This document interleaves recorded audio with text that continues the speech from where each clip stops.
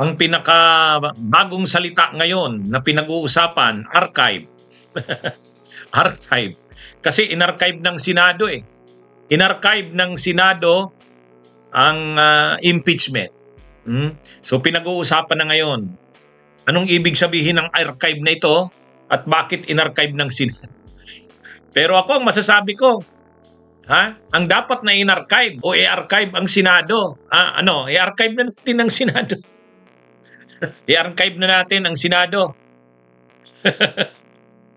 Nung una, kapag pinag-uusapan ang pag-abolish ng Senado, medyo ano pa ako. Sabi ko, hindi. Ano natin? Kailangan natin ng Senado kasi check and balance yan. Unang-una, sa komposisyon pa lang ng Senadong ito, nakakasuka na. Imagine nyo naman yan. Nakakasuka na nga, ang kanila pang mga ginagawa, lalong nakakasuka. Ang ginawa nila ngayon, mga kabunyog, kakagalit sa sambayan ng Pilipino. Kaya sa totoo lang, kung may dapat mang i-archive, hindi yung impeachment ni Sara. Ang dapat na i-archive, itong Senado. Walang silbi itong Senadong ito eh. Sabi dito, may nag-send sa akin, ni Kumi RJ Garcia. Sabi ni RJ Garcia, forthwith. I-archive na daw natin ang Senado. Forthwith. Mga kabunyog, mga kababayan.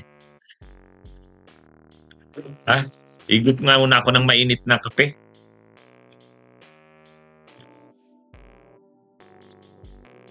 Actually, ang gusto sana ni Marcoleta, i-dismiss. Maalala natin noong June 9 o June 10 ba yun? Si Bato rin noon ang nag-motion to dismiss. Noong pang June, talagang gusto nang i-dismiss ng kampo ng Duterte ang impeachment. June 9 yon. Pero, nandiyan na naman si Cayetano, sabi ni Cayetano, huwag mo nang dismiss. Remand. Yun ang pinagbutuhan nila, remand. So ang boto noon, 18 yata yon. 18.5. Remand. Ngayon na naman, motion to dismiss na naman si Marcoleta. Para hindi na naman masyadong pangit kinggan o ang samang pakinggan na motion to dismiss, ginawa na naman nila archive. Archive man yan o dismiss, dismissal yan. Ang malinaw dyan, dismissal yan, yung archive. Pag sinabi mong archive, ayan, na yan, itabi na yan, dyan na yan. Di ba? Pag sinabi mong archive, itabi mo na. Yan yung ibig sabihin ng archive. Nagsisika pa sana sila, yung minority, sila Tito Soto, sila Lacson, sila Kiko, si Bam, si Risa. Nagsisika pa sana kahit papano na makumbinsi ang mga senador na wag nating i-dismiss ang impeachment. Lang muna natin, i-table. Ibig sabihin, nandyan lang yan. Pag lumabas yung desisyon ng Korte Suprema, yung final na talaga, kasi may motion for reconsideration, di saka na lang natin yan uli pag-usapan. Parang lang muna. Wag munang desisyonan. I-table lang. Yun ang motion ni Soto. Pero kahit yun ayaw nila. Kahit yung motion na yun ayaw nila. Tama naman yung punto ni Soto eh. Wag na muna natin ngayong pagdesisyonan kasi may motion for reconsideration. I-table lang muna natin. I-table lang. Ngayon, kapag ang ginawa mo i-table yan, nababiolate mo ba yung desisyon ng Korte Suprema? Hindi. Kasi ang sinabi ng Korte Suprema, immediately executory. So pag sinabi mong immediately executory, halimbawa, liwag ka munang gumawa ng anumang hakbang na hindi susunod sa desisyon ng Korte Suprema. Di ba? Ang una sanang gusto nila, Senadora Risa, ituloy ang trial. Ayaw nila. Okay, di wag nating ituloy ang trial, pero wag na muna nating desisyonan yan. I-table lang muna. I-table. Pagka lumabas na yung final na desisyon ng Korte Suprema doon sa motion for reconsideration, saka uli natin yung pag-usapan. Mali ba yun? Tama yun eh. Tama yun. Yun ang may sense na motion eh. Pero talagang desisyonado na silang patayin na ang impeachment. Desisyonado na sila. Bakit? Pinaliwanag ko na yan. Malamang yan ang gagamitin na rason ng Supreme Court. Malamang yan ang gagamitin na rason ng Supreme Court doon sa motion for reconsideration. Ang gagamitin na rason ng Supreme Court, moot and academic na pag-usapan ang impeachment kasi inarchive na. O ibig sabihin ng inarchive, dinismiss na ng Senado. So ano pang impeachment ang pag-uusapan? Wala na. So, kumbaga, ganito ang tulungan ng Korte Suprema at ng Senado. Magsesesyon ang Senado July 28 at July 29. Pag July 29, magsesesyon ang Senado kung anong gagawin sa impeachment. Ang ginawa ng Korte Suprema, bago pa ang July 28 or 29, actually July 25, naglabas ng desisyon ng Korte Suprema kahit kababaha pa lang ng Metro Manila, kahit ang lakas ng ulan. Minadali ng Korte Suprema, naglabas ng desisyon. Yun ang naging dahilan ng Senado para i-archive, i-dismiss ang impeachment. Yung desisyon ng Korte Suprema. Ngayon naman, mayroon na namang desisyon mayroon na namang motion for reconsideration. Ang gagamitin na namang dahilan ng Korte Suprema para i-dismiss ang motion for reconsideration o i-deny ay itong moot and academic na kasi inarchive na or dinismiss na ng Senado. Nakuha natin mga kabunyog, mga kababayan. Kasi kung wala namang ganong plano or intensyon ang Senado, pa na maghintay ka? Ano ba naman kung maghintay ka sa Korte Suprema? Hintayin muna natin ang Korte Suprema kasi may motion for reconsideration. Habang inihintay mo yun, wala ka namang gagawin. Okay lang yun. Okay lang yun. Basta't ang importante, hindi papatay ang impeachment. Kasi hindi mo naman inarchive, hindi mo dinismiss, tinable mo lang. Dito hindi. Talagang gusto nila patayin na eh. Ayaw nang nilang tawagin ng motion to dismiss, so tinawag naman nila motion to archive. Kaya, mga kabunyog, mga kababayan, yan. Ang nakakalungkot dito, 5 senador lang ang may paninindigan. 5 senador lang. Si Kiko, si Bam at si Risa at si Toto at si Lacson. Pati nga yung mga sinasabi nating pwedeng sumama kila Risa, halimbawa si Loren Legarda, di ba? Sabi ni Loren Legarda, huwag tayong magmadali, premature pa yan. Pero sa bandang huli, sumama rin doon sa mayorya. Di ba? Si magkapatid na Tulfo, sabi nung magkapatid na Tulfo, ready na kami, mag-proceed ang trial. Pakinggan natin ang gusto ng taong bayan. Gawin natin ang gusto ng taong bayan. Ang taong bayan ay gusto ituloy ang impeachment. Anong ginawa nila ngayon? Sila Tulfo, sila Loren Legarda, wala. Sumama sila doon kila Marcoleta. Mga kabunyog, mga kababayan. Ganito, bakit nagmamadali ang Korte Suprema na desisyonan yung pag-declare na unconstitutional ng impeachment? Bakit hindi na nahintay ng Korte Suprema na gumulong lang ang impeachment? Gumulong lang ang impeachment. Bakit? Kasi kailangan ng Senado ng rason. Bakit nila dapat i-dismiss ang impeachment?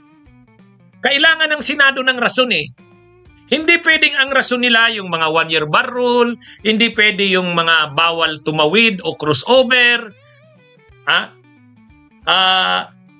Ano yon? Ayaw ng Senado na yon ang maging dahilan. Nakakahiya sa kanila kapag yun ang ginamit nilang dahilan. Kasi yan yung dahilan na ginamit ng mga defense team ni Duterte ni Sara. Hindi pwedeng yun ang gamitin nila para i-dismiss ang impeachment. Kaya kailangan ng Senado ng rason. Bakit nila i-dismiss ang impeachment? So ito ang pinakamagandang rason. nagdesisyon na ang Korte Suprema, igalang natin yan. Yun ang pinakamagandang rason. So kinakailangan, bago yung SONA, madismiss na ang impeachment. So anong ginawa? Nagmamadali ngayon ng Korte Suprema, minadali. Kahit nagbabaha ang Metro Manila. Ha? Kahit ilang araw lang, sabi nga, maraming ang nagkantsaw eh. Ha? Nakagawa ng 97 pages na desisyon si Senior Associate Justice Marvic Yunin. Bali, sinabi rin naman yan ni Retired Senior Associate Justice Carpio. Sabi ni Retired Senior Associate Justice Carpio, minadali ang desisyon ng Korte Suprema para hindi mag-trial ang Senado. Kailangan ng Senado ng dahilan bakit hindi sila dapat mag-proceed sa trial. At ito na yon. Kaya ang ginawa ng Korte Suprema, July 25 pa lang, dineclare ng unconstitutional. Yun na yung dahilan sa Senado para hindi sila mag-convene bilang impeachment court, para hindi sila mag-proceed sa trial. At yun ang dahilan nila para patayin ang impeachment. Nagdesisyon na ang Korte Suprema. Ngayon naman, nag-MR ang House sa Korte Suprema. Kailangan naman ngayon ng Korte Suprema ng dahilan. Ano ang dahilan ng Korte Suprema para patayin ang impeachment? Ha? Matibay yung mga argumento sa MR eh. Matibay ang argumento sa MR. So ang gagawin ng Korte Suprema, pwedeng hindi na nila itatouch yung issue sa ano eh. Hindi na nila itatouch yung issue doon. Ang itatouch na lang nila. Alam nyo, kapag nagre-resolve ang Korte Suprema ng kaso, ang una muna, standing of the parties. Yung standing ng mga parties, legal standing ng mga parties, locus standi. Okay, pasado doon sa standing. Pangalawa, yung ano pa ba ito? Moot and academic na ba ito o hindi? O dyan, pasok na yan. Pag sinabi ng Korte Supremang moot na ito. Bakit moot? Ay dinesisyon na ng Senado. Dinismiss, inarchive na. So ano pang pinag-uusapan nating impeachment? Wala na. So moot and academic. Ang rason ng Korte Suprema, yung pag-declare ng Senado na inarchive na nila. So, wala mga kabunyog, mga kababayan. Ang nangyaring ito ay malinaw na Sa tingin nyo ba, coincidence ba yun? Coincidence ba na ang Korte Suprema ay dinisisyonan yung impeachment, yung kaso ng impeachment ni Sara, dinisisyonan bago mag-SONA ang presidente, bago mag-convene ang 20th Congress na Senado? Coincidence ba yun? Pwede namang hindi gawin yun ng Korte Suprema na nagmamadali. Bakit? Napaaga. Ang bilis ng Korte Supremang dinisisyonan. Sinabi na yan ni Retired Senior Associate Justice Carpio Adolfo Ascona. Ang sabi ni Retired Senior Associate Justice Adolfo Ascona, Retired Senior Associate Justice Antonio Carpio, ayaw na kasi ng Korte Suprema na mag-convene pa ang Senado ng trial. So dapat bago mag-trial, i-declare ng unconstitutional. Yan ang malinaw dyan. So, ayan na mga kabunyog, mga kababayan. Ang nakakalungkot dito sa nangyaring ito, wala na, mga kabunyog. Si Duterte, si Digong, nang masangkot sa maraming mga pagpatay, mga patayan, para sa kanya, wala, hindi niya iniisip na mapapanagot siya. Kasi kahit ang daming pinatay, wala yan. Yung mga batas-batas na yan sa Pilipinas, yung mga wala namang mga prosecutor na magpa-file sa kanya ng kaso. Wala namang korte na magliliti sa kanya. Kung lilitisin man siya, kaya niyang lusutan yan. Yan ang paniwala ni Duterte. Ano lamang ang hindi nila kinaya? ICC. ICC. Diba? O ngayon na naman kay Sara Duterte, wala.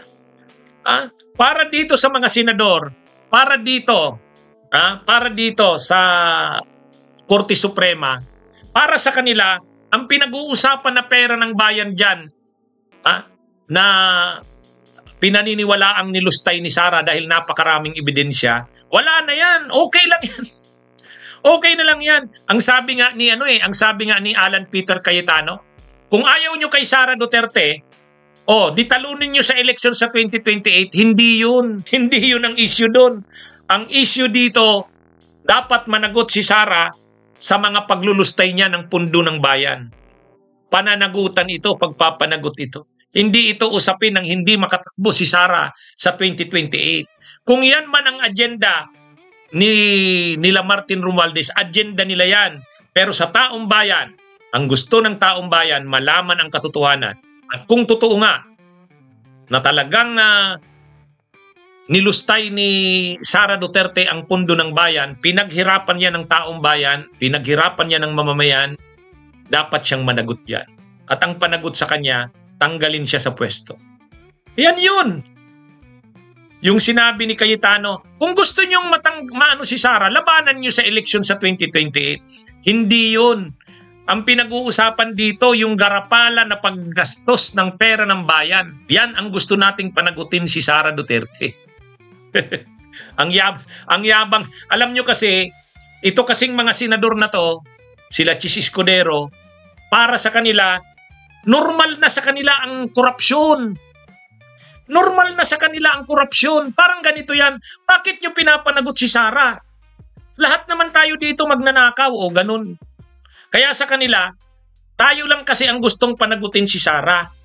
Tayo lang yon ang mamamayan. Pero sila na mga kurakot, sila na mga kurap, wala, normal na yan. Bakit bakit papanagutin si Sara? Ha? Bakit papanagutin si Sara, di ba? Sa totoo lang, kung yung lingwaheng bakit ninyo sinisingle out si Sara? Di ba kadalasan ganun ang lingwahe ni Marcoleta? Doon nga sa issue ng confidential funds, ang sabi ni Marcoleta, bakit confidential funds lang ni Sara Duterte ang iniimbestigahan nyo? O di parang ganito rin lang, bakit corruption lang ni Sara ang iniimbestigahan nyo? O nga naman, lahat naman sila kurap. So actually, ang gusto nilang mangyari dito, walang managot sa ginagawa nila. Ang pinag-uusapan na dito, ang lalaki na ng pundong nawawala sa bayan. Mga kabunyog, mga kababayan. Kaya nga dapat sana may managot na. Kung ngayon itong si Sara na napakagarapal na ang ginawa, imagine nyo, yung 612 million, niliquidate niya lang, napunta kay Mary Grace Piatos, napunta kay Oishi. Wala. Para sa Senado, wala yan. Para sa Korte Suprema, wala yan. Mas importante sa Korte Suprema, sundin yung rules. Yung mga one year bar rule na yan. Wala. Mga kabunyog, mga kababayan. Sa totoo lang. Samantalang napakalinaw na dapat mas bigyan ng importansya yung pagpapanagot sa mga inaakusahan ng katiwalian sa bayan. Yung mga rules na yan, ng mga one year bar rule, wala yan. Dapat magpailalim yan dun sa hangarin ng taong bayan na mapanagot ang mga tiwaling opisyal ng bayan. Kung wala tayo dyan, kung wala nang nangyayari sa ganyan, wala na. Anong silbi pa? Ha? Wala. Sa totoo lang. Imagine niyo ang mga pinag-uusapan na korupsyon sa bayan natin. Imagine niyo yan. Si Chis Escudero, 142.7 billion. Anong sabi ni Chis Escudero sa 142.7 billion? Barya lang naman yan. Bakit yung pinag-iinitan yung 142.7 billion ko? Barya lang yan.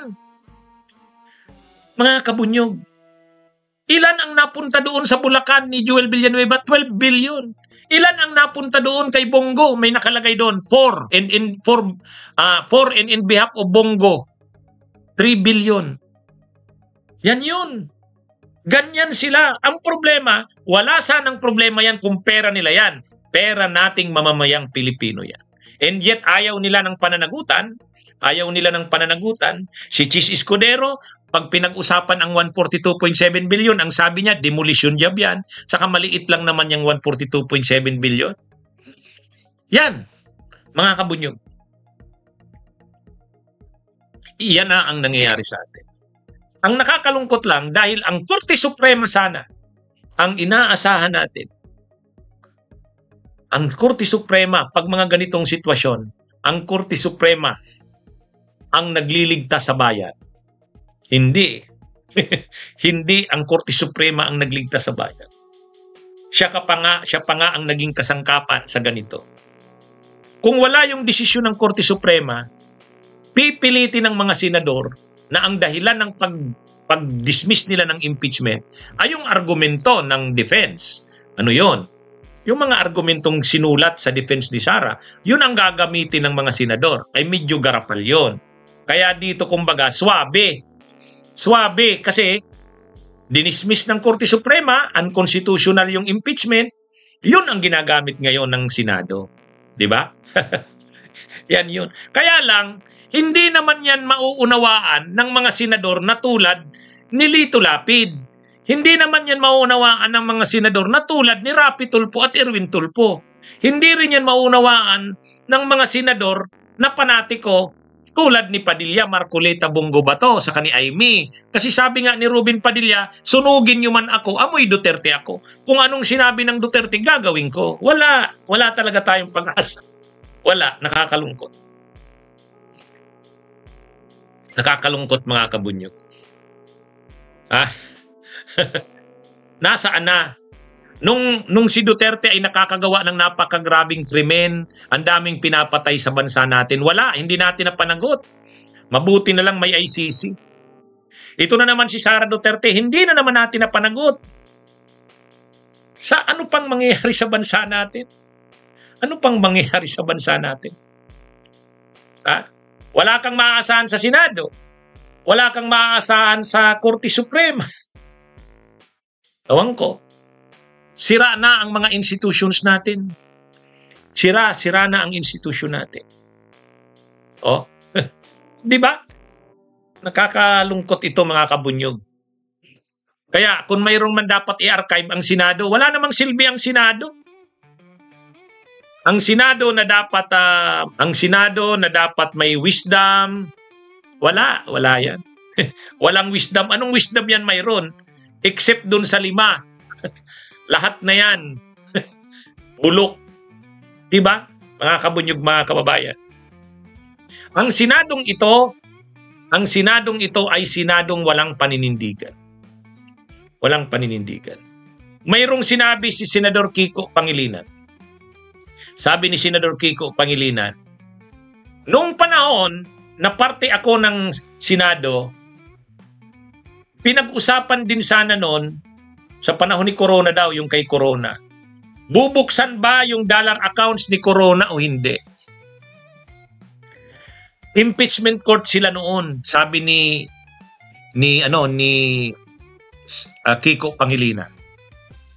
Naglabas ng TRO ang Korte Suprema. Tiniro ang Senado. Huwag niyong bubuksan. Huwag niyong bubuksan ang dollar accounts ng Chief Justice. Bawal yan. TRO. Anong ginawa ng Senado? Sinunod ba nila ang desisyon ng Korte Suprema? Hindi.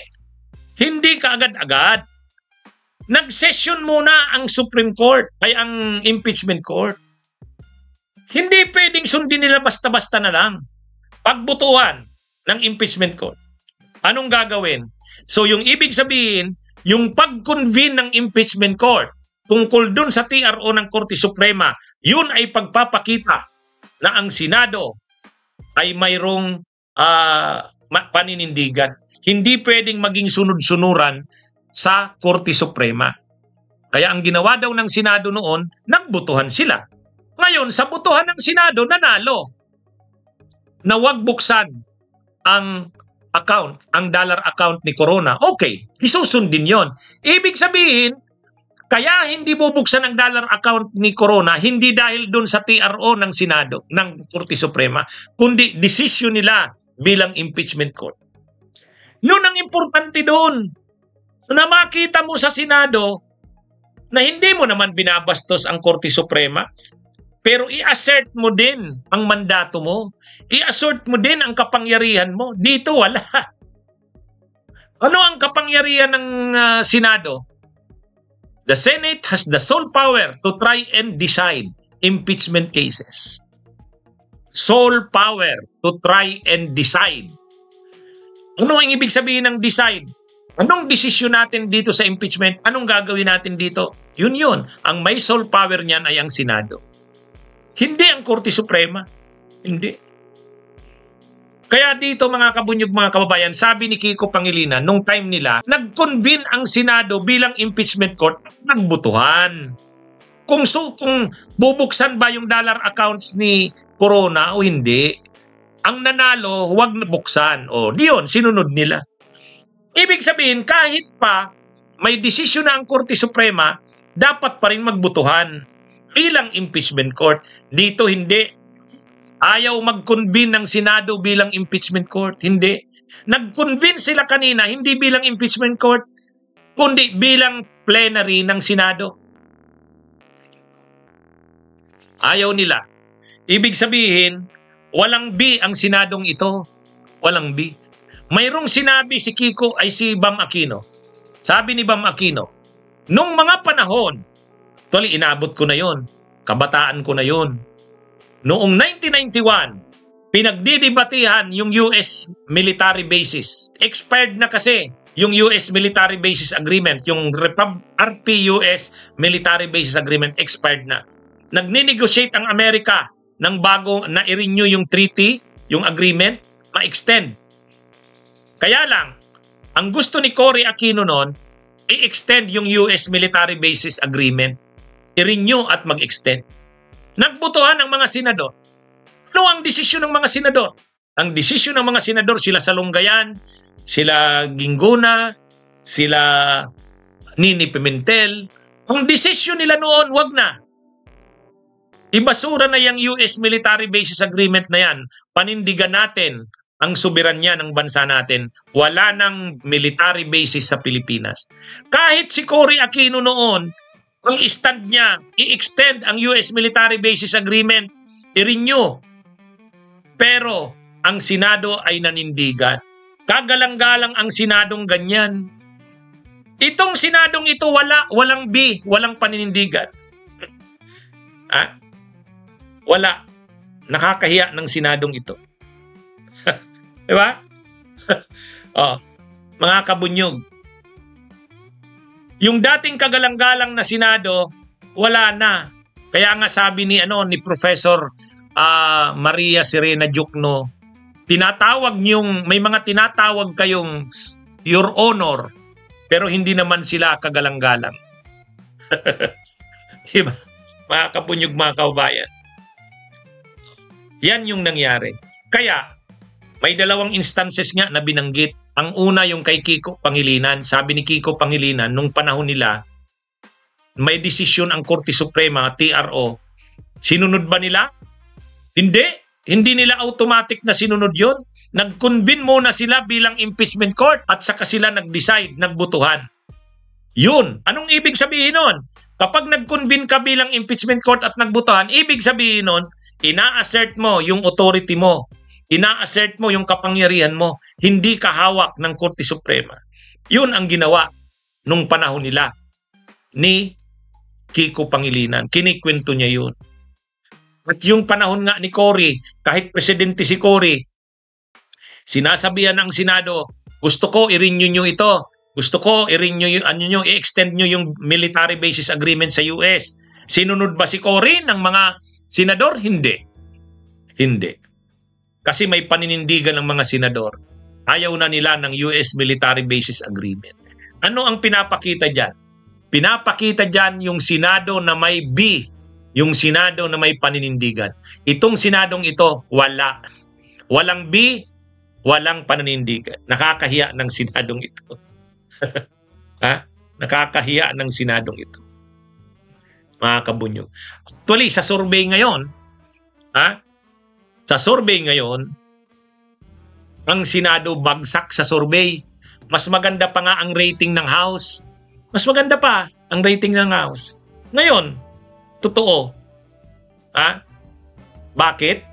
Nakakasuka ang Senado ngayon. Sa issue na ito ng impeachment, nakakasuka. Yung insertions ni Chis Escudero, nakakasuka. Sinusuka ng taong bayan ang Senadong ito, sa totoo lang. Kaya yung survey ng Okta, na sinasabi sa Okta Research Survey, tugon ng masa, na bagsak ang trust rating ng Senado. Totoo yun. Ramdam na ramdam natin yun. Ito lang naman mga senador nito ang walang pakiramdam. At saka kahit alam nila yan, wala. Mga manhid naman yan eh. Mga manhid naman yan. Makakapal naman ang mukha niyan eh. Diba? Wala sa kanila yan. Pero yung survey ng Okta, naniniwala ako doon. Naniniwala ako doon. Ang survey ng Okta, ang sabi, bagsak ang trust rating ng Senado. Kinakahiya ng taong bayan ang Senado. Sa totoo na. Ito. Mayroon tayong ano niyan eh. Mayroon tayong data niyan. Ito yung pagkakasabi dito. Ito mga kabunyog. Ito yung sa Senado. Yan.